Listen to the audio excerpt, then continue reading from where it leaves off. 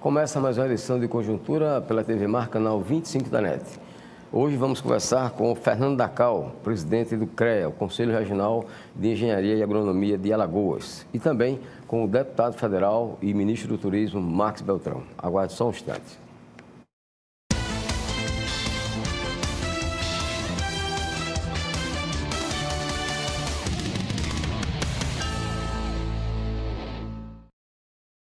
A vida app é brincar na chuva, mas também é ser atendido com agilidade.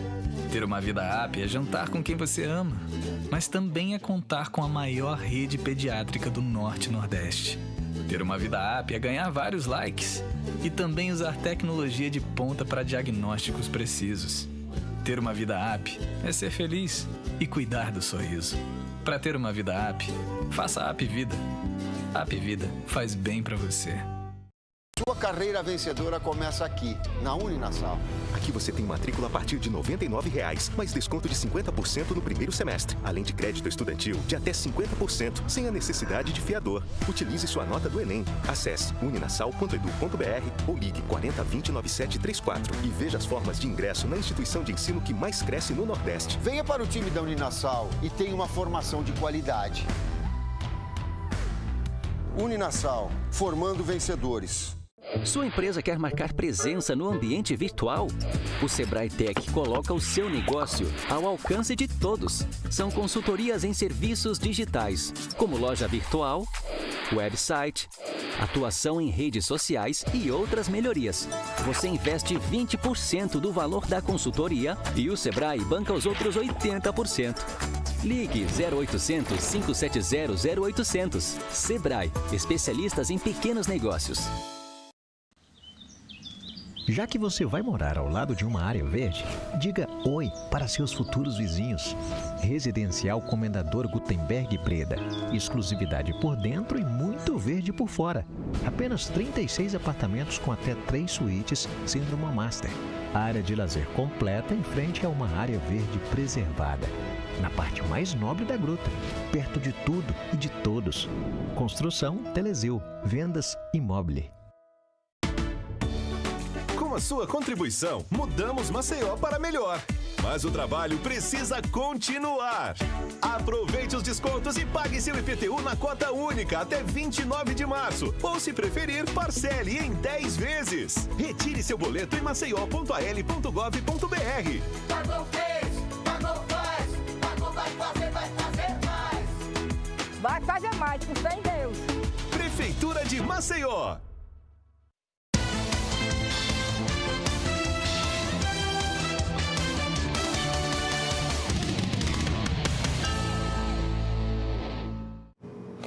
Daqui a pouco, ainda nesta edição de Conjuntura, vamos conversar com o deputado federal Marcos Beltrão, que é também ministro do Turismo.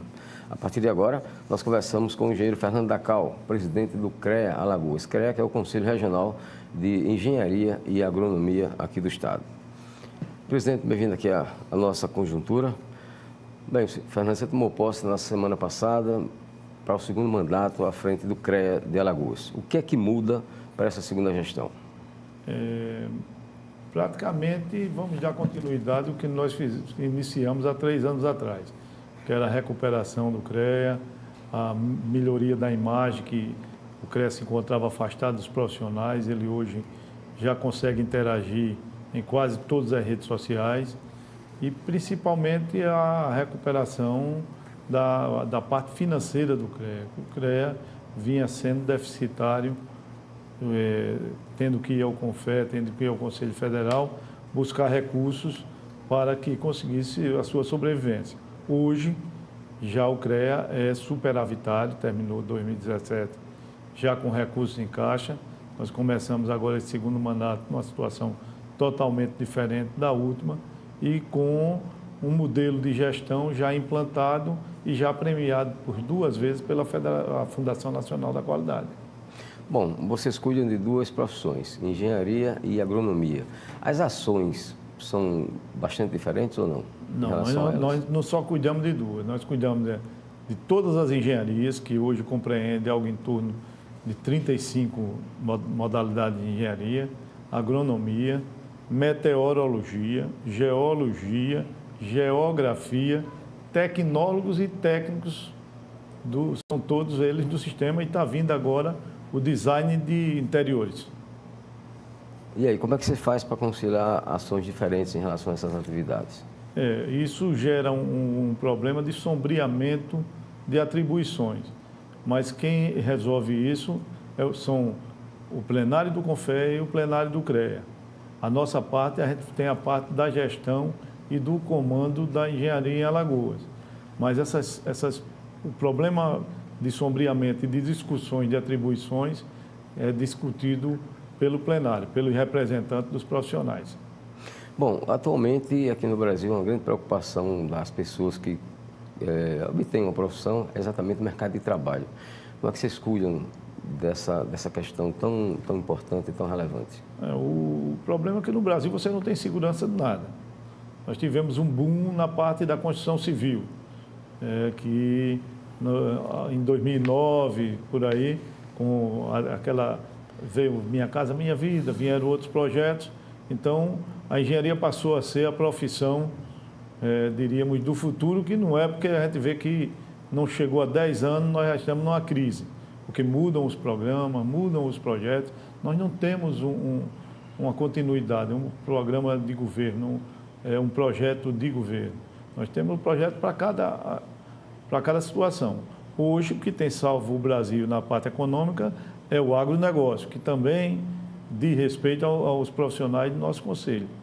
Então, na parte de Alagoas, nós estamos com crise nos dois, na parte da construção civil e no agronegócio. Quando fechou uma série de usinas aqui no estado, você leva também o desemprego à agronomia. Então, nós temos que pensar em projetos para o futuro, que também somos deficientes em Alagoas. E precisa também o mundo político entender que, para alavancar a economia, queira ou não queira, quem traz isso rápido é a engenharia. Que a gente não pode encarar a engenharia hoje, quando eu falo engenharia, eu falo todas essas profissões. Apenas como uma profissão que está envolvida só com aquilo. Nós hoje estamos envolvidos com todas as profissões. A partir da medicina, que se você for hoje, você tem exame que lhe fotografa de cabeça para cima, de cabeça para baixo, tudo isso é engenharia. É engenharia eletrônica, engenharia elétrica, engenharia mecatrônica, que hoje já tem, e assim vai. Então, nós estamos envolvidos com todas as profissões, praticamente todas, né?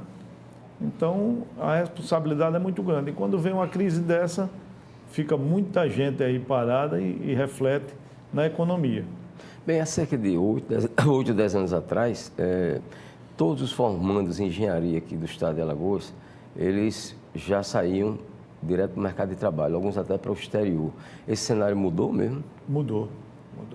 Nós temos porque no Brasil é o seguinte, vê aquele boom da construção civil, aí cresce os números de cursos de engenharia civil. Não se analisa se o mercado vai absorver aquilo, entendeu, Flávio?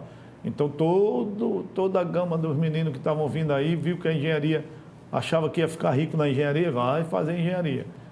A medicina vem mantendo isso há bastante tempo. Até porque, quando a gente está doente, a gente tem medo de morrer e procura ir ao melhor médico. Na engenharia não acontece isso. Na engenharia, se você for fazer uma fiscalização eficaz, o que nós vamos ter de obras aí sem engenheiro, não é obra de pessoas carentes, não. É obra de gente que tem formação, que tem a sua profissão também e que não respeita a profissão do engenheiro. Aí é onde vem os acidentes também. Essas profissões que são contempladas pela atividade do CREA, vocês encontram muitos problemas de exercício irregular da atividade? Encontra. E nós temos feito, de 2017 para cá, nós reformulamos a fiscalização do CREA, porque a fiscalização antigamente era mais punitiva do que educativa. E nós tentamos mudar esse conceito. E hoje nós temos fiscalizado principalmente o exercício ilegal. Então, se cresceu o número das anotações de responsabilidade técnica, que é uma ferramenta que se tem para fiscalizar, para se dar a obrigatoriedade de se ter um profissional para cada serviço de engenharia habilitado pelo CREA. Então, nós temos feito essa fiscalização e tem crescido muito a descoberta de obras sem profissionais responsáveis. Fernando, capacitar esses profissionais também é atribuição do CREA? Essas ações de capacitação ou não? O CREA, o foco dele, com toda essa fiscalização, é a proteção da sociedade. Né? Por isso que, às vezes, a gente vai fizemos uma fiscalização agora num prédio de um órgão fiscalizador, que a gente passa, quem passa para o Litoral Sul, obrigatoriamente passa na porta dele, que foi um prédio de uma concepção errada para o local onde ele está edificado, que é o prédio do Tribunal de Contas, que é um órgão fiscalizador e fiscalizador em cima do poder público e que deixa ali abandonado com toda a estrutura corroída e aberto, e que nós já consultamos a Prefeitura para saber por que ainda não foi pedido o isolamento daquela área. E a gente vê, essa semana passada, estava nas redes sociais, uma pessoa em cima da caixa d'água. Então, são coisas que você vê no dia a dia, inclusive advindo de um órgão fiscalizador, né? Que não devia estar daquela maneira. Primeiro, o dinheiro público jogado fora. Você fazer um prédio metálico na beira da praia do Trapiche da Barra, que tem o segundo maior índice de corrosão das nossas praias aqui. E isso são algumas das coisas... E depois abandonar o prédio, né? Abandonar, né? Principalmente quem fiscaliza o uso do dinheiro público. Fernando, vocês participam de alguma forma de fiscalização nos projetos de construção de imóveis de particulares, imóveis comerciais, imóveis industriais? Vocês têm algum tipo de atividade em relação a isso? Sim, nós fiscalizamos se durante a construção, a edificação, ela tem um profissional habilitado, responsável pelaquela obra. Essa é a nossa função. Então... Mas quanto ao projeto especificamente, não? Não, o projeto também tem que ter um responsável pelo projeto, ou do nosso conselho, ou do Conselho de Arquitetura, que também são habilitados à atividade de projetar. E qual é o papel, Fernando, do CREA em relação às obras públicas? O mesmo papel das obras privadas, fiscalizar se tem alguma responsabilidade técnica desde o orçamento. Né? Então, toda a obra pública, quando ela é orçada pelo gestor público, aquele orçamento tem que ter uma anotação de responsabilidade técnica, que é para saber quem foi o responsável pelo orçamento, como também pelos projetos. Mas o orçamento tem uma função primordial na obra pública, é saber se ela foi orçada dentro da realidade, dentro dos parâmetros que temos de fiscalização, que hoje é o SINAP, da Caixa Econômica, o OSCE do governo de Sergipe. Então, esses valores são referenciados hoje. Hoje a gente vê muito aí se discutir superfaturamento de obra, quando a gente sabe que as obras são referenciadas. O que está preocupando hoje é subfaturamento de obra, porque o que a gente vê aí é editais para a conclusão de obras. Quando a obra é paralisada, ou ela foi ganha com um preço abaixo do custo, ou é recurso federal que veio uma parte e depois atrasa a outra, e assim vai. Eu acho que essa vai ser uma preocupação nossa de fiscalizar isso aí, esse uso desse recurso. Por fim, Fernando, falar em obra pública, tem uma obra pública que em Maceió reclamada há muitos anos, prometida há muitos anos por vários gestores e nunca executada, que é a despoluição do Salgadinho. O CREA andou se preocupando com isso há pouco tempo atrás. Algum resultado desse trabalho de vocês? Olha, nós fizemos isso em julho do ano passado, quando soubemos que tinha um projeto que era para despoluição da praia da avenida, porque a despoluição total do Salgadinho só com todo o saneamento básico ali daquela região do Vale do Reginaldo todo.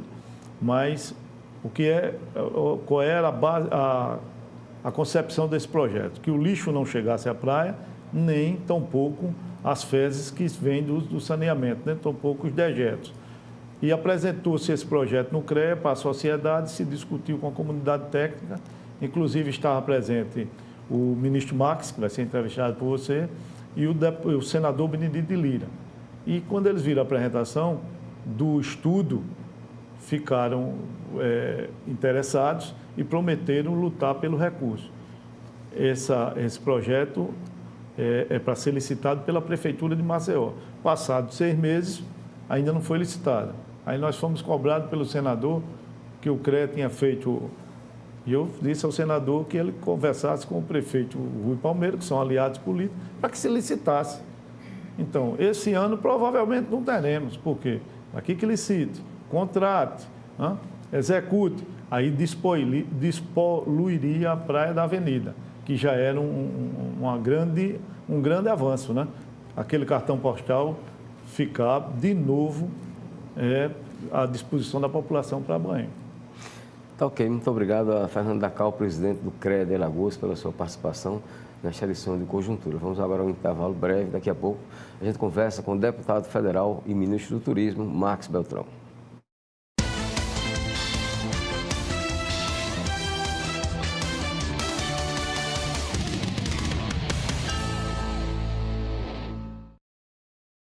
A vida app é brincar na chuva, mas também é ser atendido com agilidade.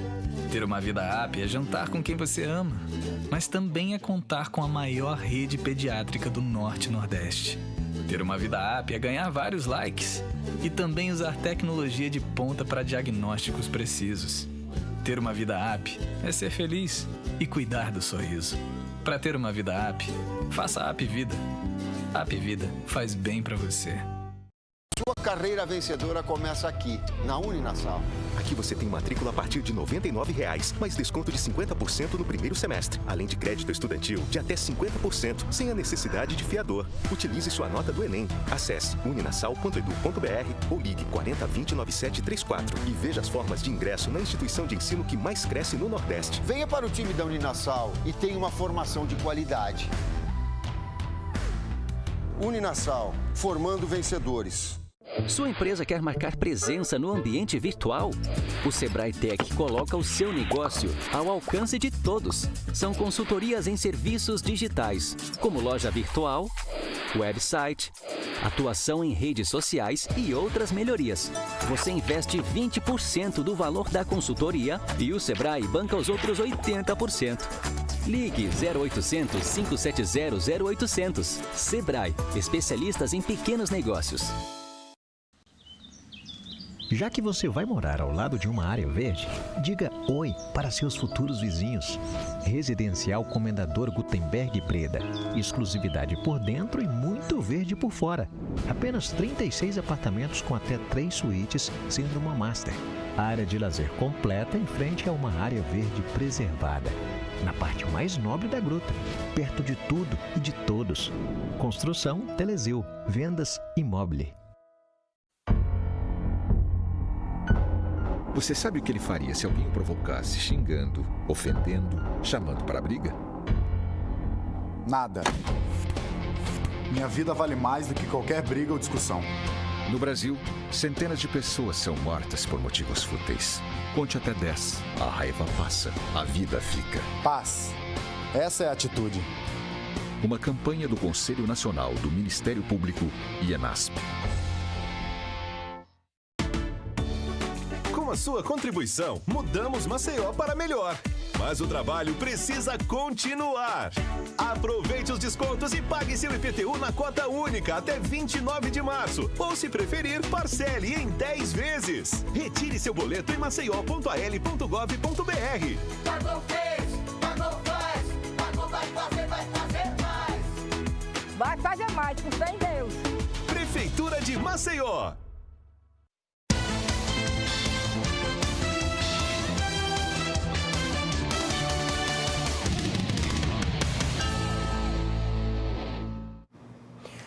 Quem está conosco para esta edição de Conjuntura é o deputado federal e ministro do Turismo, Marcos Beltrão. Ministro, bem-vindo aqui mais uma vez à Conjuntura. Bem, daqui a cerca de 2 meses, o senhor está deixando o cargo de ministro, volta a ser deputado federal e tem uma campanha pela frente. A campanha será de deputado federal ou de senador, ministro? Bom dia, Flávio. Bom dia a todos que estão nos assistindo, a todos que fazem o programa Conjuntura. Primeiro, eu estou muito feliz com todos os resultados que a gente vem trazendo para o turismo brasileiro, sobretudo para o turismo de Alagoas. Eu realmente vou me afastar agora nas próximas semanas. Eu pretendo deixar o cargo entre final de fevereiro e começo de março, mas ainda não conversei com o presidente para combinar a data da saída, mas eu pretendo deixar assim que passar o carnaval, até porque eu pretendo ter mais tempo para disponibilizar para o pleito eleitoral deste ano. E pretendo também voltar ao cargo de deputado para o qual fui eleito.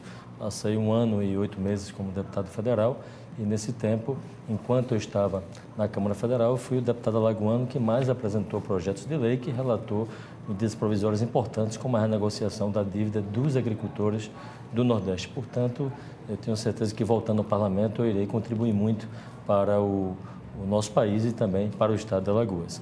E me preparando, atendendo a pergunta que você fez, vou me preparar sim para as eleições. Eu não pretendo disputar o cargo de deputado federal, eu pretendo disputar o cargo de senador. Claro que isso envolve outras questões, principalmente partidárias, e também combinar com a população, que é o que eu tenho feito diariamente. Bom, daqui a pouco a gente volta a falar especificamente sobre política. Vamos falar um pouquinho sobre essa sua gestão lá como ministro do Turismo.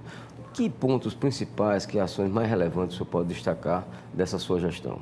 São várias, Flávio. Primeiro, o diálogo com todo o trade nacional. Afinal de contas, o Ministério do Turismo, nós tínhamos tido no passado muitos gestores que esqueceram de dialogar com o trade para entender quais são as principais pautas para que o trade possa avançar, para que todo o segmento que envolve a cadeia do turismo, que são 52 atividades econômicas, mas principalmente os estabelecimentos de hospedagem, como hotéis, pousadas, e os meios de alimentação, como restaurantes, bares, os meios de transporte, as agências de viagem, as operadoras de turismo, para todos os parques temáticos, os cruzeiros marítimos, o setor de aviação, para que todo o meio que faz o trade nacional pudesse avançar, é preciso muito diálogo e principalmente entender quais eram as principais pautas do turismo brasileiro. E nós fizemos isso assim que chegamos ao Ministério do Turismo e encontramos várias medidas, várias ações que precisávamos fazer para que o turismo nacional pudesse avançar com o objetivo único de gerar emprego. Nós lançamos o Plano Brasil Mais Turismo, que foi um pacote de medidas com o objetivo de impulsionar o setor no nosso país como um todo. E muitas medidas foram enviadas ao Congresso, outras que não precisavam do Congresso, nós já colocamos em execução e, graças a Deus, hoje o turismo brasileiro tem sido pauta da agenda econômica do governo, tem crescido muito no nosso Brasil, gerados milhares de empregos e a perspectiva no turismo nacional é da criação de cerca de 4 milhões de empregos nos próximos 5 anos. E está crescendo muito no Brasil como um todo, gerando muito emprego, fomentando a economia e, nesse momento que o país sai da crise, o turismo tem dado boas respostas, principalmente no fomento da nossa economia. Em relação à obra de infraestrutura, ministro, o que é que o senhor pode destacar como mais importante? Olha, Flávio, no Brasil, no Ministério do Turismo, nós temos milhares de obras contratadas, nós temos obras em todos os estados da federação. A maioria delas estava parada quando assumi a pasta, muitas por falta de recurso, muitas por falta de comunicação do Ministério do Turismo com o órgão executor, que são os municípios ou os governos do estado, porque o Ministério do Turismo não executa obras, nós conveniamos com o órgão municipal ou com o órgão estadual. E o resultado desse trabalho foi que no ano de 2017 o Ministério do Turismo inaugurou mais de 990 obras. Foram quase 1.000 obras inauguradas no país inteiro.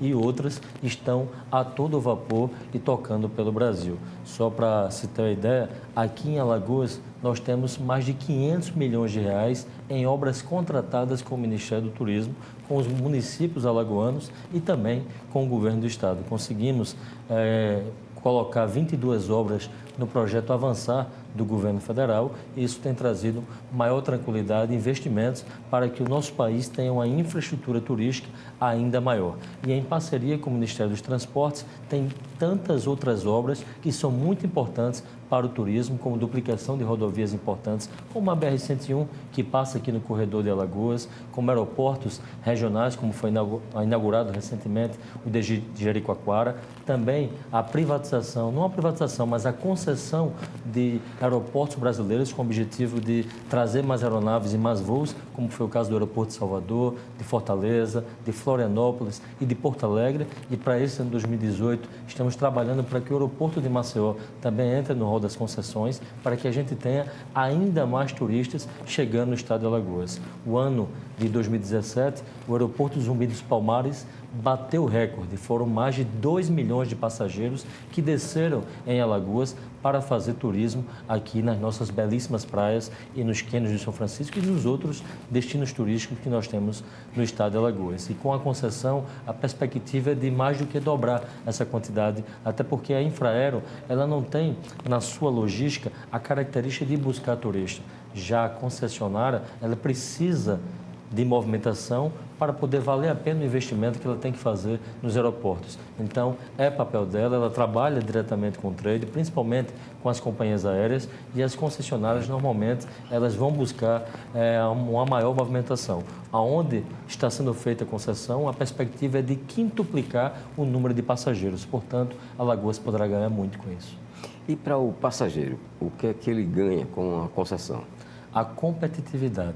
Quanto mais voos se tem nos aeroportos, maior a competitividade, menor os preços. Essa é a logística. Se nós temos um mercado que hoje tem poucos voos operando no Brasil, só para se ter uma ideia, nós temos 190 aeroportos com condições de receber voos diários no nosso Brasil e apenas cerca de 130 recebendo voos diários. Ou seja, temos um espaço para crescer muito com a abertura de capital estrangeiro, que é uma das medidas que nós lançamos para o Congresso Nacional, abertura em 100% de capital estrangeiro para a criação de novas companhias aéreas no nosso país. Algumas grandes empresas de companhias no mundo já estão interessadas em vir para o Brasil, e isso acontecendo, a gente vai ter mais voos, mais destinos, uma competitividade maior, e a consequência disso é que a briga por passageiros faz com que a lei da procura do mercado, a lei da procura e oferta, quanto mais voos tiver, melhor serão os preços para os passageiros viajarem,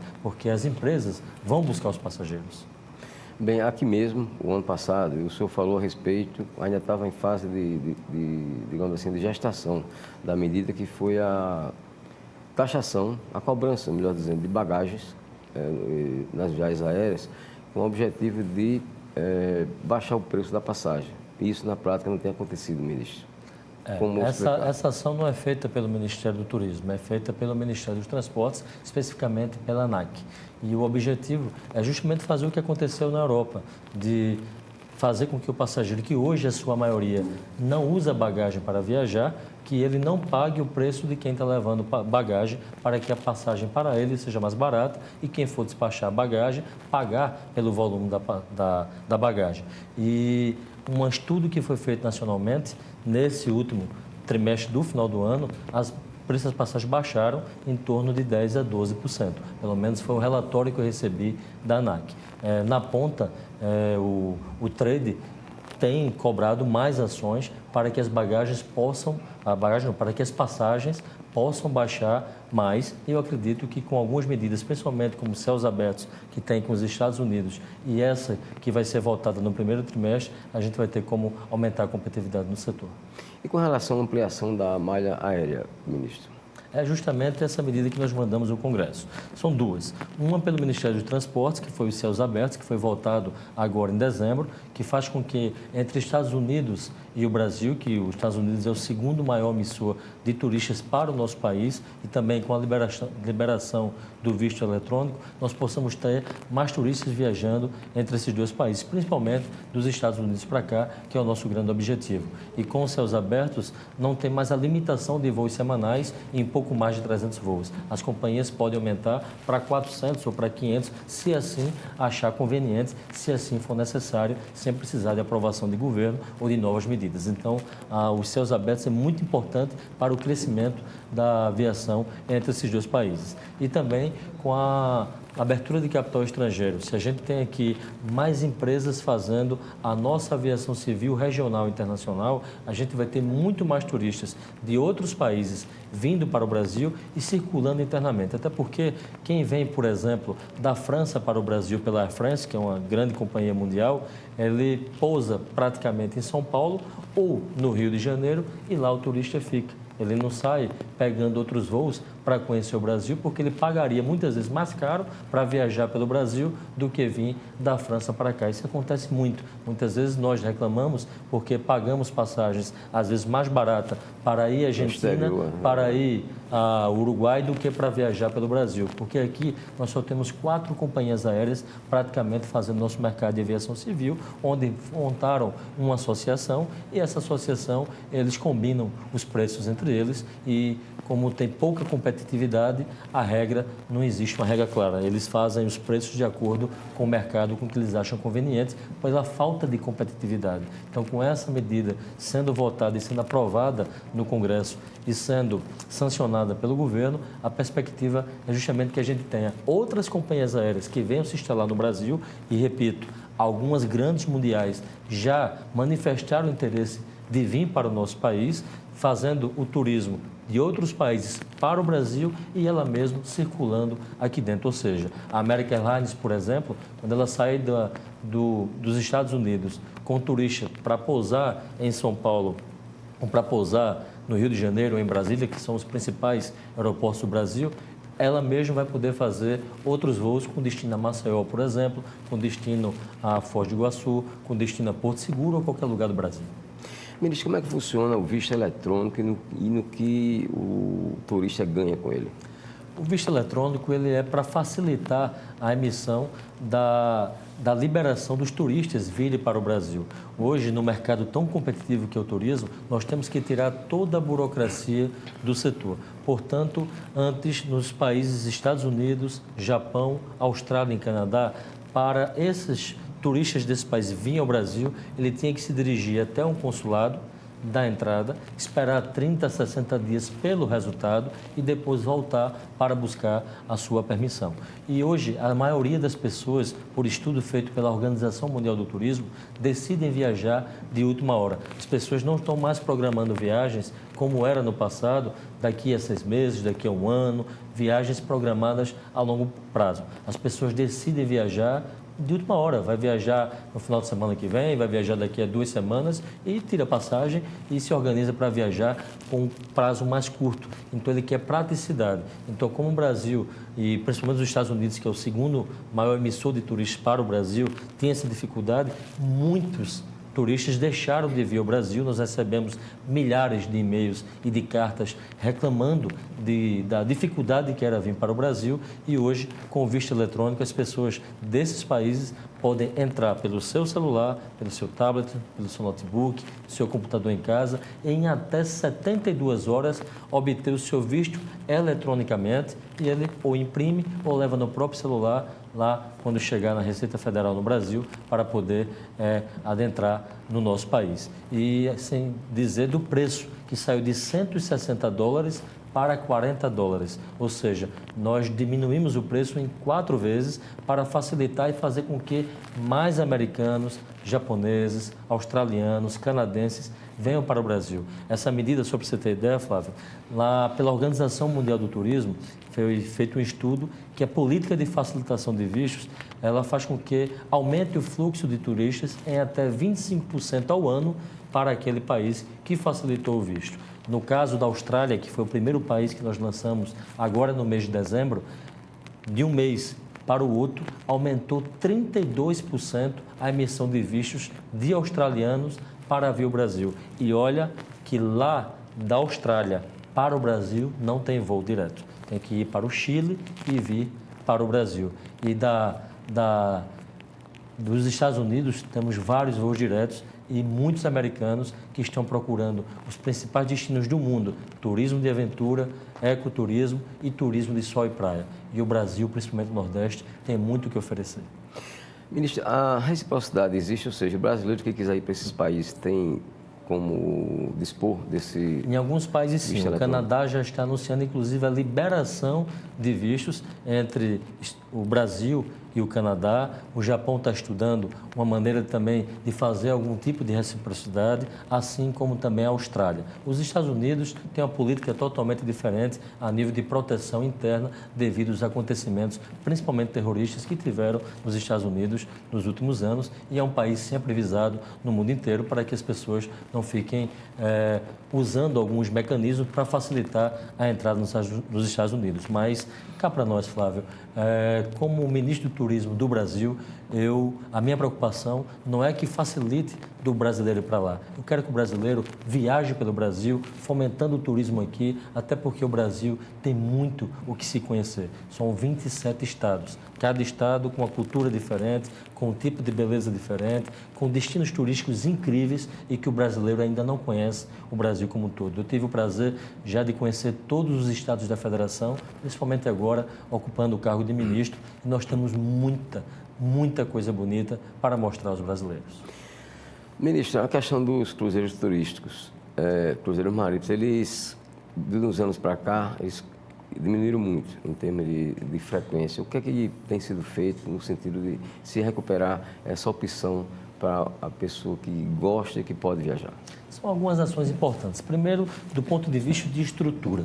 Nós temos os nossos portos marítimos, os nossos portos em várias regiões do país, com uma infraestrutura muito precária. Alguns portos sequer tinham calado para os transatlânticos poderem parar e atracar nos nossos portos para que turistas pudessem fazer os cruzeiros.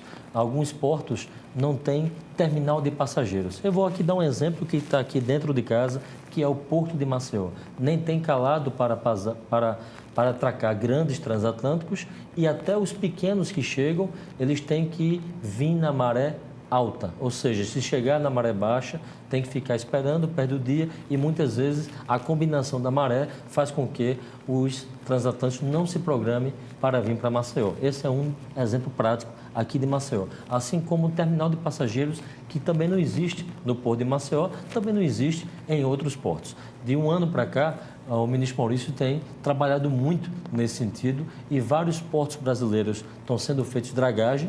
O de Maceió já começa agora nesse primeiro trimestre, era para começar no final do trimestre do ano passado, problemas técnicos, vai começar agora no início desse ano, e com o calado, com a profundidade adequada, vamos receber mais transatlânticos e também mais navios de carga, fomentando a economia do estado de Alagoas e da nossa capital. E com o terminal de passageiros, que também já foi colocado no orçamento desse ano, nós vamos ter a cidade de Maceió, o estado de Alagoas, preparado para receber grandes transatlânticos, assim como outros lugares do Nordeste e da nossa costa brasileira está se preparando, como é o caso de Balneário de Camboriú, que começou a receber transatlânticos, entre tantos outros destinos no Brasil como um todo.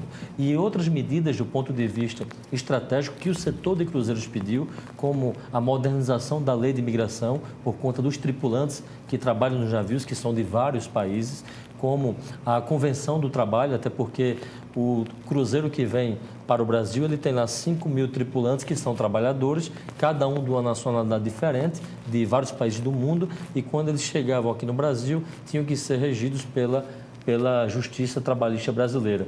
E o que é que os cruzeiros fazem? Eles deixam de vir para cá por conta dessa burocracia e procuravam outros mares, como o Caribe, como a Europa e tantos outros lugares do mundo. Então, a gente tem que facilitar. Então, as mudanças na lei de imigração e nas regras trabalhistas com esses cruzeiros faz com que os cruzeiros comecem a olhar para o Brasil com outros olhos e queiram vir para cá. Assim como também o custo da praticagem. A praticagem, que é para estacionar o navio aqui no Brasil, para você ver como era a situação, nós temos aqui alguns lugares que chegavam a custar 5, 6 vezes mais caro do que parar o navio num outro destino, em outro país do mundo. Então, nós estamos regulamentando o custo da praticagem, e o objetivo é sairmos de 7 navios para 30 navios nos próximos 5 anos. Esse foi o compromisso assumido com a Associação Nacional dos Cruzeiros Marítimos. E aqui em Maceió, por exemplo, nós já conseguimos dobrar. de um ano para o outro, aumentou em 106% a quantidade de passageiros que atracaram, que desceram no Porto de Maceió. E a perspectiva é que isso comece a crescer ainda mais com o calado, com o terminal de passageiros e com essas medidas que nós lançamos ao Congresso e lançamos através do governo, através do Ministério do Turismo, para que o setor de cruzeiros possa avançar no nosso país. Ministro, no final do ano passado, o senhor recebeu uma crítica, não sei se do Estado de São Paulo, da Folha de São Paulo, no sentido de que o senhor estava canalizando para Alagoas cerca de 20% dos recursos de investimento do Ministério do Turismo. O que é que o senhor teria a dizer a respeito? Eu levei outra crítica muito forte agora recentemente, nacionalmente, por conta disso, e a resposta que eu dei foi que aumentei ainda mais. Eu trouxe mais recursos ainda para Alagoas e vou continuar trazendo. Quando eu decidi assumir o cargo de Ministério do Turismo, eu fui bem claro com o Presidente da República. Eu iria trabalhar por todo o Brasil, mas eu ia fazer um trabalho especial para o Estado de Alagoas, que foi o Estado que me elegeu deputado federal e é onde eu tenho meu maior compromisso. Claro que eu trabalho pelo Brasil inteiro com muita responsabilidade, não é à toa que o trade nacional, por unanimidade, 100% está apoiando a nossa gestão à frente do Ministério do Turismo. Mas no que tange às obras, eu acho que é minha obrigação puxar mais para o meu estado. Tenho feito isso e vou continuar fazendo. Afinal de contas, Alagoas também faz parte do Brasil, faz parte do Nordeste, também tem que ser respeitada a altura de São Paulo. Quando eu liberei recursos, por exemplo, para a Fábrica do Samba lá em São Paulo, para o autódromo que agora vai ser terceirizado, que vai ser vendido e leiloado, quando eu liberei recursos, mais de 70 milhões investidos pelo Ministério do Turismo, quando eu liberei recursos para o AMB, Complexo AMB, também lá em São Paulo, a imprensa paulista não criticou. Quando eu liberei para Alagoas, ela vem criticar. Então eu digo a eles, continue as críticas, nós vamos continuar investindo e valorizando o Estado de Alagoas. Falando em política, ministro, no começo do programa eu perguntei se o senhor seria candidato a senador, e o senhor disse que a federal não é. Eu pergunto, não é a federal, mas é candidato. No caso, a senador ou, como se fala também, a vice-governador. Qual é a opção? Eu sou pré-candidato ao Senado, nunca passou pela minha cabeça disputar o cargo de governador nem de vice-governador. Sou pré-candidato ao Senado, eu nunca neguei isso, nem para a imprensa, nem para ninguém. Desde quando assumi o cargo de deputado federal, logo no início do mandato, eu já dei, na minha primeira entrevista, eu já disse que seria pré-candidato a senador, que gostaria de disputar o cargo de senador. Tenho dito isso com frequência, nunca neguei de ninguém e vou continuar trabalhando com esse projeto. Com o grupo de Renan Calheiros Filho ou com o grupo de Rui Palmeira? Eu estou no grupo do Renan Filho desde quando assumi o mandato, não pretendo sair, sempre deixei muito claro que minha parceria e meu trabalho é com o governo do Estado de Alagoas, com o atual governador. Mas o que sempre sobrepõe é o Estado. Eu jamais deixarei de estar num grupo se a causa para o trabalho deixar de ser o Estado de Alagoas. Então, se o trabalho do governador é o Estado de Alagoas, se o compromisso do governador é com o Estado de Alagoas, eu não tenho motivo nenhum para estar fora desse compromisso, a não ser que as portas se fechem. Bom, o senhor faz parte do governo Michel Temer, um governo que está com alto índice de impopularidade. Isso não afeta a sua candidatura ao Senado, por exemplo? Eu creio que não, até porque o Michel Temer tem sido muito incompreendido, Flávio. As medidas que o governo tem tomado, várias delas, e os números mostram isso, são muito maiores do que os vários anos que passou-se com o governo PT. Não é à toa que o povo foi para a rua pedir a saída de Dilma. Eu creio que o Michel sofreu muito com esse caso da JBS e isso popularmente foi muito ruim para ele. O Michel tem uma característica, ele não é uma pessoa popular, não é uma pessoa que fala a linguagem do povo, que consegue se comunicar com o povo com facilidade, como outros o fazem com o dom da oratória, de falar aquilo que o povo quer ouvir. Ele não faz um governo voltado para o populismo, ele faz um governo para o país crescer, para o país voltar a gerar emprego, para fomentar a economia e amanhã as mesmas pessoas que hoje criticam, Flávio, amanhã vão ver o erro que estão cometendo. Tanto é que todo o setor produtivo brasileiro está apoiando as várias medidas que o governo está fazendo e está muito feliz com a volta do crescimento, com a volta da geração de emprego. O povão ainda não consegue enxergar isso porque o povão ainda está sofrendo na ponta, principalmente com o desemprego que eles perderam por conta dos erros do governo passado. E vão olhar isso lá na frente quando toda a economia for voltada e quando todos os empregos forem voltados. Então, lá na frente, as pessoas vão olhar para trás e vão pensar se nós queremos um país populista ou se nós queremos um país capitalista. Eu creio que o país populista é o país de momento, é o país do discurso, é o país das coisas fáceis, é o país da enganação. E creio que um país capitalista é um país que gera emprego, é um país que fomenta a economia, assim como os Estados Unidos. Todas as grandes nações do mundo, quando optaram pelo capitalismo, cresceu. Estados Unidos, China, Japão e tantas outras que eu poderia aqui citar. E os países que optaram pelo populismo, eles estagnaram e não tiveram crescimento. Portanto, nós temos que ter um país do discurso produtivo e não do discurso fácil, mentiroso e enganador que nós estávamos acostumados há muito tempo. E os números não mentem. A taxa de juros saiu de 12% a cerca de 6% a 7%.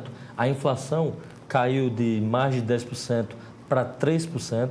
O crescimento, o PIB, as taxas de importação, toda importação e exportação, todos os produtos estão crescendo. O brasileiro está voltando a ter poder de compra, mesmo com dificuldade. Então, os números estão sendo expostos para a sociedade e só não enxerga quem não quer. Ok. Nosso muito obrigado ao deputado federal e ministro do Turismo, Marcos Beltrão, pela sua participação aqui nesta edição de Conjuntura. Muito obrigado também a você, telespectador, por nos acompanhar.